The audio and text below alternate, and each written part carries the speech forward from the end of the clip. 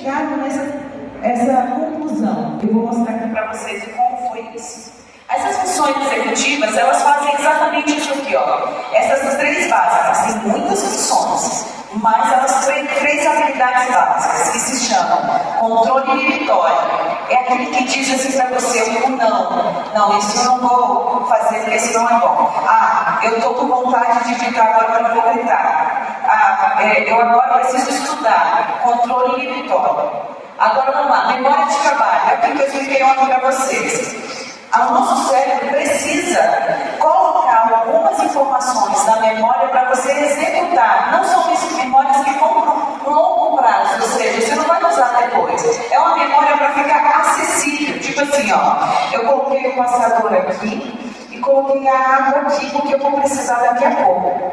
Certo? Isso aqui não vai para minha casa, isso aqui é para eu executar, entende? Isso é memória de trabalho. Quando a sua memória de trabalho está com problema, está aqui na sua frente e você não sabe onde ela está. Mas por que eu não lembro onde eu guardei tal coisa? E cadê tal coisa? Ixi, o que eu vou fazer mesmo? Tudo isso é memória de trabalho comprometida ou sobrecarregada. E a outra é a flexibilidade cognitiva, que é a capacidade de você conseguir se adaptar ou resolver problemas, criar soluções. Pessoas que não têm flexibilidade cognitiva, elas se passam por uma situação, um problema, ao invés dela procurar soluções, ela rompe. Imagine uma corda que você puxa com toda a força, porque tem um problema, e ela se rompe, certo? Mas a flexibilidade cognitiva faz igual um elástico, faz você ir, encontrar a solução e depois voltar para si mesmo, entende? São essas três habilidades. Pronto. Isso aqui eu queria muito ter aprendido na idade de vocês. Infelizmente eu fui aprender depois de muito tempo, porque isso aqui na vida prática faz muita diferença. E como que eles descobriram que essas três habilidades estavam interferindo mesmo? E como que eles chegaram a essa conclusão? Eu vou contar aqui a história para vocês, a história do Philip Gates. Já ouviram falar? Então, esse cara trabalhava nas construções das linhas férreas, né, que seria ali os trens, na construção dos trens, e uma das barras de ferro bem quente veio e atravessou o seu cérebro. Naquela época, lá em 1800, acho que é 40, eu esqueci agora a data final, mas em 1800 ele não morreu, passou a barra e não morreu. Muitos pesquisadores vieram e falaram, mas como assim? Esse homem não morreu. Aí vieram médicos e falaram, o que aconteceu? Deve ter ficado sequelas. Ficou sequelas motoras? Não. Ficou sequelas de memória? Também não. E começaram a observar e pesquisar e descobriram uma coisa. Esse homem, ele tinha uma média de 25 anos, e o que aconteceu com ele? Ele era um bom homem, ele era bem casado, ia nas atividades mais sóbrias, ou seja, ele era bondoso com as pessoas, ia na igreja, fazia tudo certinho, bem bonitinho. Depois do acidente, ele passou a ser um pervertido, traía a esposa, fazia tudo errado, falava palavrão, fazia maiores loucuras. Então eu falei, o que aconteceu? Foi tão discrepante, ou seja, tão diferente que ele era antes do acidente para esse momento, que aí começaram as pesquisas para entender qual a parte do cérebro que ele perdeu, que causou isso. A parte do cérebro dele que ele perdeu fez ele perder a capacidade de controle moral. O que é controle moral? De entender o certo e o errado. E começou a fazer isso. Então vocês vão falar assim, como assim? Existe uma função no meu cérebro para controle moral? Sim, existe. E é assim que eles perceberam. Então, muitos de nós, quando nós afetamos essa área da frente, nós começamos a perder capacidade de entender o que é certo e errado, de ter controle próprio, de fazer o que é certo e assim por diante. Beleza? Só que a gente fala assim, não, mas Vanessa, eu não sofri um acidente igual o Vidas Leite, meu cérebro está intacto. Mentira. Sabe por quê? Porque na atualidade, tudo que a gente vive hoje afeta as nossas funções executivas.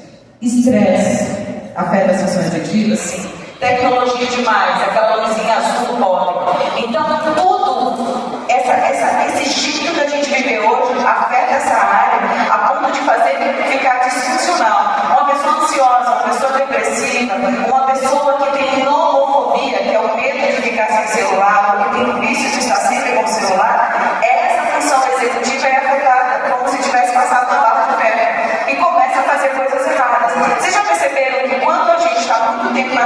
hoje e alguém nos chama, você sai mais irritado, você sai meio alterado. E se você for no espelho, você vai perceber que a sua pupila está dilatada, como se você estivesse usando drogas, porque atinge a mesma área do cérebro. Tá, estou dizendo aqui para vocês que depressão, estresse, síndrome do pânico e nomofobia, que é o medo de ficar sem celular, são exemplos clássicos de que afetam essa parte pré-frontal.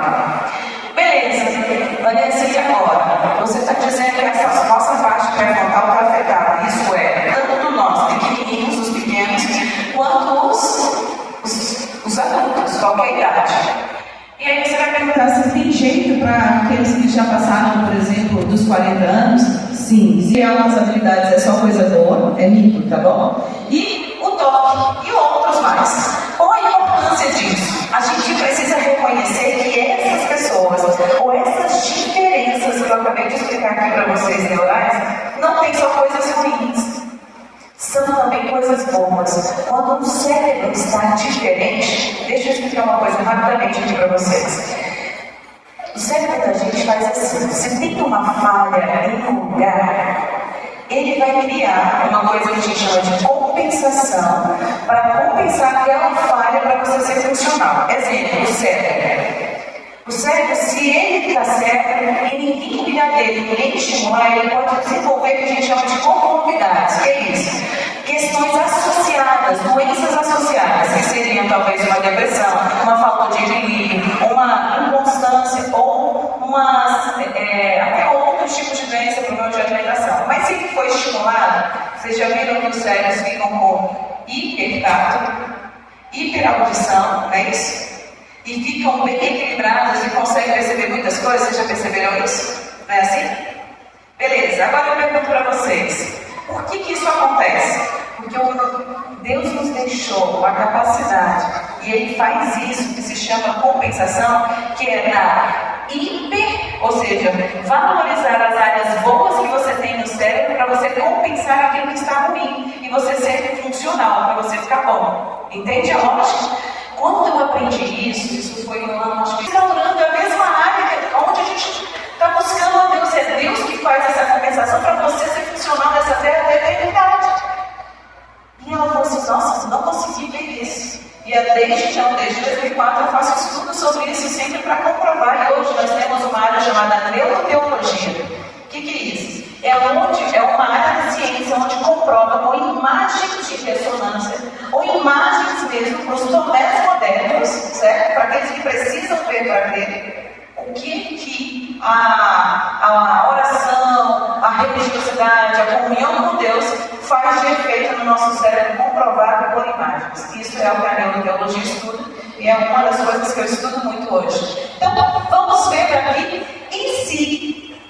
Os nossos discípulos, os amigos de Jesus, realmente também tivessem alguma neurodivergência, qual seria elas? Eles seriam escolhidos por Jesus? Eles estariam como discípulos? E vocês, qual seria o discípulo que você seria? A gente não gosta de pensar: eu seria esse, eu seria aquele. Quem eu seria? E se fosse? Vamos ver alguns aqui.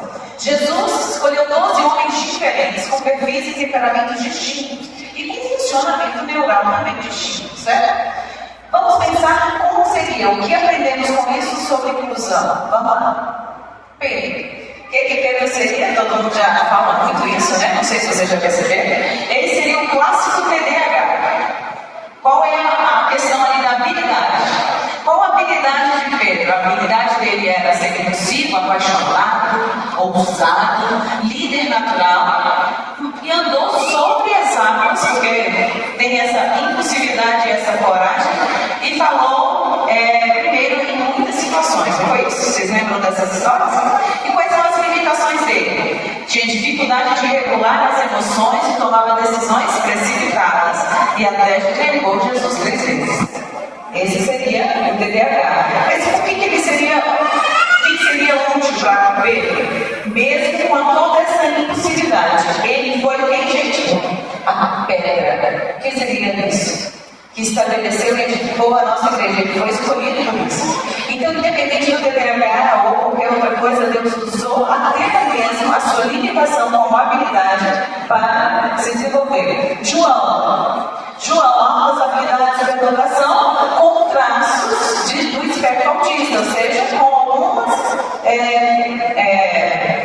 fala de espectros com algumas sintomas do autismo, que seria tipo 1 ali. Habilidades, ele era reflexivo, profundo, analítico, mais sensível ao amor e à verdade. Recebeu o evangelho mais teológico, né? E para algumas pessoas não cristãs, e quais eram as limitações desse homem? Talvez ele era mais reservado e introspectivo, mais adepto, menos sociável, mas gostava sim das pessoas, mas não estava dando conta dessas pessoas. E ele representa quem? Na reflexão geral, representa o pensador contemplativo, sensível à profundidade de relações. Entre nós também tem muitos, viu? Eu aqui não posso nem olhar para o público, porque eu sei de alguns que eu conheço de infância que são semelhantes a esse João. Eles não vão, eu vou entregar a lição. Tiago, transtorno explosivo intermitente, que é uma hipótese simbólica, tá, gente? É aquele que a gente fala que faz uma explosão. Habilidade, corajoso, intenso, motivado, aquela pessoa assim super motivada, mas que tem um temperamento explosivo demais, que foi a habilidade dos irmãos como filhos do trovão. Já viu aquelas pessoas bem estouradas? Tem transtorno para todo mundo, viu, gente? Quem quiser transtorno no DSM-5, que é o manual da psiquiatria das doenças mentais, eu falo que tem para todo mundo. E se alguém aqui se acha sã, comece a pesquisar um pouquinho, você vai descobrir uma para você. Tem para todo mundo. De verdade, depois que entrou o pecado, tem transtorno para todo mundo, é só escolher. Tem gente que pega 1, tem gente que pega 2, tem gente que pega 5. E aí, tô brincando, tá? Mas é pra gente pensar. Então, com orientação e amor, sua força foi canalizada para o martírio fiel, ou seja, ele foi aquele que foi morto também como um mártir. Olha que fantástico. Fantástico, né? Vamos pro próximo. André, dislexia. Já ouviram falar da dislexia, né? Dislexia, então, ele tem habilidade, às vezes, até consegue conversar bem, mas tem dificuldade com a fluência verbal e a escrita. Comunicador simples, eficaz, excelente mediador. Levou pessoas sempre a Jesus. Mas a limitação, possível dificuldade com a estrutura e a narrativa, como, por exemplo, fazer uma boa redação, não é. Existe o livro de André na Bíblia que ele escreveu? Existe? Não, porque talvez ele não era um bom escritor, mas era ele que levava muitas pessoas para Jesus, certo? Vamos lá. Muitas vezes, quem conecta os outros ao centro da história e fica nos bastidores. Existem pessoas que precisam ficar nos bastidores também. Felipe, transtorno de ansiedade generalizada do TAG, que é muito recorrente hoje. Qual é a habilidade dele? Ele é muito realista, ele é cuidadoso, responsável, preocupado o tempo inteiro, não é isso? Mas as limitações, é preocupado demais. E aí, como diz lá na Bíblia, né, que ele fez o quê? Em João 6, ele hesita com a questão dos pães, que ele fala, não tem como a gente alimentar essa multidão. Porque o ansioso, ele sempre vê catástrofe, até onde não existe catástrofe. Né? É um pensamento catastrófico o tempo inteiro. Até os ansiosos fazem milagres quando eles confiam. O maior milagre que pode haver para um ansioso é a confiança, que é a parte mais difícil para eles. Bartolomeu, transtorno do espectro autista, tem, né? Ele seria do nível 1, provavelmente, ou 2. Ele era direto, fala na lata, sabe aquela literalidade de falar sem dó, o que pensa. E a verdade, Jesus disse que nele não havia dor, ou seja, ele falava mesmo, literalmente. E limitações, preconceito inicial, pode vir algo bom de Nazaré, são pessoas mais rígidas, são pessoas que têm um pensamento assim, será? Não, tem que ser nessa estrutura, desse jeito que eu penso. Então, ele tinha então essa questão da rigidez de pensamento. Rigidez de pensamento são pessoas que querem tudo dentro da forma que ele acredita, certo? E mais ele, com sinceridade e abertura, foi transformou o ceticismo dele em uma fé muito profunda, ou seja, quer dizer que os autistas podem ter fé, muita fé. E é lindo a maneira como a fé acontece, porque também é um milagre que Deus consegue fazer em nós. Mateus, TDAH com perfil de hiperfoco. Já ouviram falar do TDAH de hiperfocado? Só faz aquele que gosta no começo e não sai? Mais ou menos o Mateus. Organizado com números, adaptado, criativo.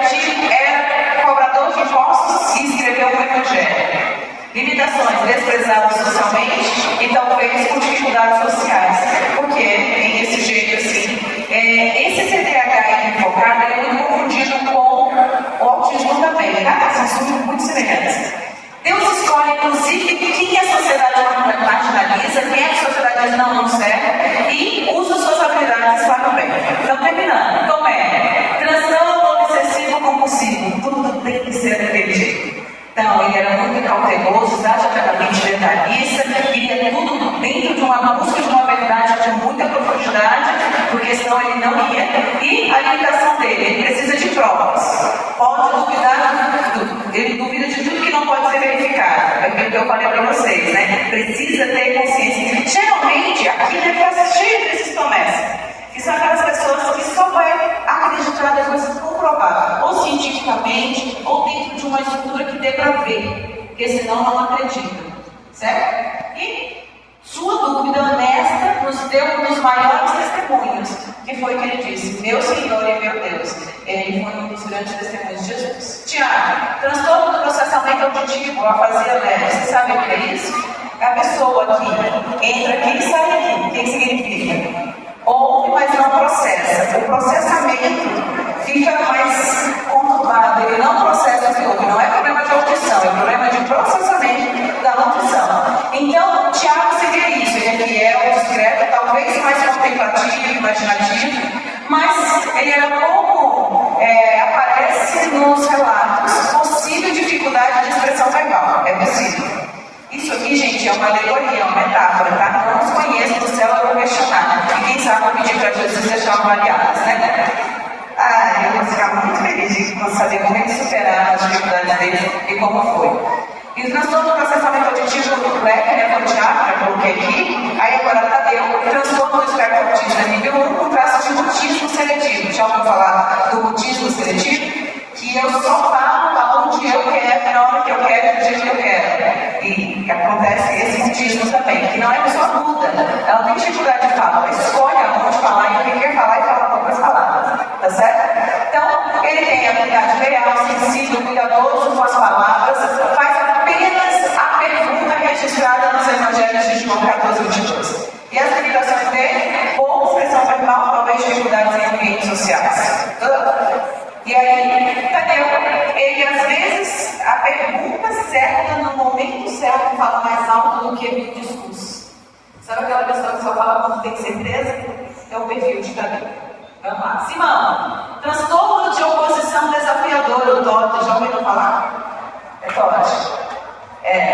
Transtorno opositor desafiador, desafia as autoridades, está sempre determinado, resistente, argumentativo o tempo inteiro, mas que realmente é inconformado com tudo, nada está certo, ele tem que, como é que fala, a briga e a conversa dura é o que alimenta eles, tá certo? E limitações, pode ter sido combatido, desconfiado e da autoridade com tendência a conflitos, adora um conflitozinho, Simão. Quando canalizado para o amor e a missão do espírito rebelde se transforma em coragem profética, amém? Somos nós. Judas Iscariotes, a gente já sabe, né? Transtorno de personalidade com borderline, capaz de liderança administrativa, cuidar do dinheiro do grupo, sensível às causas sociais, mas as limitações eram emoções intensas demais, sentimento de abandono, se sentindo vítima o tempo inteiro, mas com muitos desejos acima da média, impulsos destrutivos e que acabam prejudicando todo mundo que passa também. Entregou Jesus e, tomado pelo remorso, tirou a própria vida, porque o borderline tem essas intensidades aí. Mas até o que falha serve ao propósito. A história de Judas é um alerta sobre o perigo de não buscar ajuda ao sofrer em silêncio, independente do diagnóstico, independente do que você sente, tem sempre que buscar ajuda para que não chegue nessa questão. E aí aqui eu fecho dizendo para vocês, todos nós também temos nossas habilidades e nossas limitações. Alguns de nós vamos ter dificuldades na zona pré-frontal do cérebro, que é essas funções executivas. Mas isso determina quem você é e a sua relação com Deus? Não. Sabe por quê? Porque Deus não olha as nossas falhas, Ele entende as nossas potencialidades. Eu trabalho com avaliação trabalho com intervenção e não aceito na nossa clínica e nas nossas atividades que a gente olhe somente as falhas. A gente não procura falha nas pessoas, a gente procura potencial. Dentro da sua limitação, vocês têm potencial. Eu costumo dizer, por exemplo, que quanto mais neurodivergente a pessoa é, mais capaz ela é. É só você encontrar qual é o desejo que ele tem, qual a possibilidade que ele tem de canalizar essa potencialidade do bem.